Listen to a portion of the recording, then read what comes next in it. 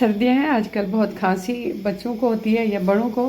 बहुत आसान सा एक घरेलू और बहुत आसान सा मैजिक टाइप ये एक नुस्खा है। ये 2 कप पानी इसमें डालें और इसको इसमें 2 ये थोड़ी सी अदरक इसमें और लहसुन के 2 ये इसको ज़रा बॉयल होने दें।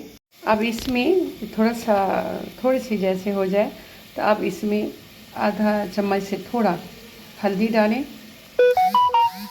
ये। अच्छा, और इसमें अब आप ग्रीन टी का 1 साशा डालें। बड़े हैं तो इसकी मिकदार बढ़ा दें, ये जवानों के लिए और बच्चों के लिए। तो अब जब ये 2 कप पानी जैसे हमने डाला है तो जब देखें कि 1 रह गया है,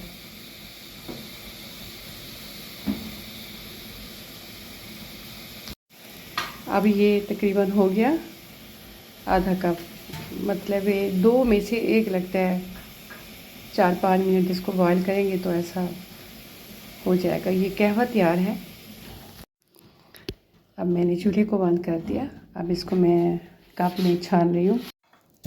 ये है, अगर बड़े हैं तो उनको भर के दें, बच्चे हैं तो उसको थोड़ा ये हो गया।